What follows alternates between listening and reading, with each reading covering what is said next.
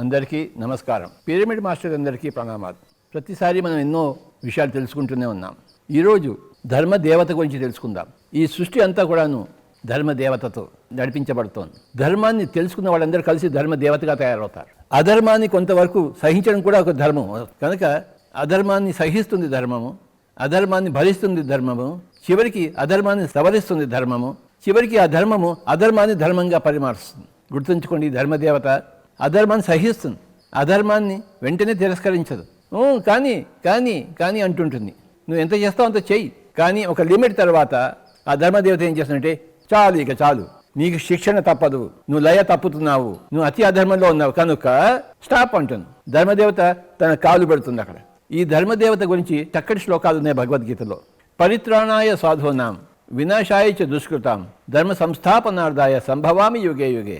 ధర్మదేవత అంటోంది పరిత్రాణాయ సాధూనాం, సాధువులను రక్షించడం కోసము, వినాశాయ చ దుష్కృతాం, ఈ దుష్టులను శిక్షించడం కోసము, వాటికి వాళ్ళ నాశనం చూపించడం కోసము నేను అప్పుడప్పుడు వస్తూనే ఉంటాను, ప్రతి యుగంలోనూ వస్తుంటాను అంటుంది ధర్మదేవత.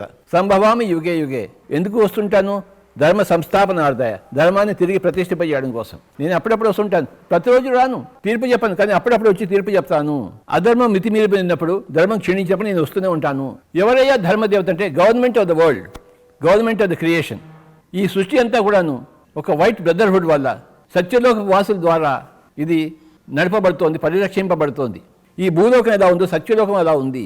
ఆ సత్యలోక వాసులు ఉన్నారు, లక్షల మంది వాసులు ఉన్నారు సత్యలోక వాసులు, అలాగే లక్షల మంది భూలోక వాసులు ఉన్నారు, వాళ్ళందరూ కలిపి వైట్ బ్రదర్హుడ్ అంటారు. That is the government of the world, government of the whole creation. మొత్తం సృష్టి యొక్క ప్రభుత్వం. ఎలాగైతే భారతదేశానికి ఒక ప్రభుత్వం ఉందో, ఒక ప్రెసిడెంట్, ఒక ప్రైమ్ మినిస్టర్, ఒక క్యాబినెట్ మినిస్టర్స్, పెద్ద యంత్రాంగం ఉందో గవర్నమెంట్ ఆఫ్ ఇండియా, అలాగే government of the whole creation ఉంది. ఆ గవర్నమెంట్ యొక్క హోల్ ప్రభుత్వం ఎక్కడుందా అంటే ఆ సత్యలోకాల్లో ఉంది. అక్కడి నుంచి అందరి యొక్క జీవితాలు సవరింపబడుతున్నాయి. అవి మితిమీరిపోయినప్పుడు, అధర్మం పెళ్ళుబికినప్పుడు ఆ ఉక్కు పాదం వస్తుంది. ఎలాగైతే ద్రౌపది వస్త్రాపహరణం జరుగుతున్నప్పుడు కృష్ణుడు వచ్చే వస్త్రాలు ఇచ్చాడు, యూ కెనాట్ డూ దిస్ అన్నాడు శ్రీకృష్ణుడు. కనుక ద్రౌపదికి మానభంగం కాలేదు, వస్త్రాపహరణం జరగలేదు. అలాగే ప్రహ్లాదుడిని హిరణ్యకశిపుడు సొంత తండ్రి సొంత కొడుకుని నానా హింస పెడుతుంటే స్తంభం నుంచి బయటకు వచ్చేశాడు. ఎవరు వచ్చారు? Representative of the government of the whole universe, Narasimhaswamy వచ్చేశాడు. భూమండలంలో కూడాను ఎక్కడ చూసినా మాంసము, జంతువులను చంపడము, నరకడము, రామచంద్ర. ఇలాంటి పరిస్థితుల్లో ఎప్పుడో ధర్మదేవత వస్తుంది అని మనం విన్నాం పుస్తకాల్లో. చివరికి 2020 సంవత్సరం వచ్చింది ధర్మదేవత కరోనా రూపంలో. ఎందుకు వచ్చింది అంటే దుష్ట శిక్షణ, శిష్ట రక్షణ. దుష్ట శిక్షణ అంటే చెడు చేసే వాళ్ళకి, అధర్మంలో ఉండే వాళ్ళకి శిక్షణ, ట్రైనింగ్. ఎలా ఇస్తుంది ట్రైనింగ్ అంటే నువ్వు రోగం వస్తుంది, నీకు చావు వస్తుంది. శిష్టులకు రక్షణ ఇస్తుంది. ఎవరైతే ధర్మ మార్గంలో ఉన్నారో వాళ్ళు శిష్టులు, అధర్మ మార్గంలో వాళ్ళు దుష్టులు. మన ఇంట్లో ఎవరన్నా దొంగతనం చేసినప్పుడు చిన్న చిన్న దొంగతనాలు మనం పట్టించుకోము. పెద్ద దొంగతనాలు అయితే మితిమీరిపోతే అప్పుడు పోలీసులు పట్టిస్తాం మన ఇంట్లో ఉన్న వాళ్ళని. మన పిల్లలు తప్పులు చేస్తే మనం వెంటనే పాపాలు పట్టించుకోము. పెద్ద తప్పు చేస్తే మటుకు మన పిల్లల్ని అయితే మనం శిక్షిస్తాం. వాడు నేర్చుకుంటాడులే అంటాం అన్నమాట. అంటే మనం ఓపిక పడతాం, సహనంతో వాడు నేర్చుకోవడానికి సమయం ఇస్తాం.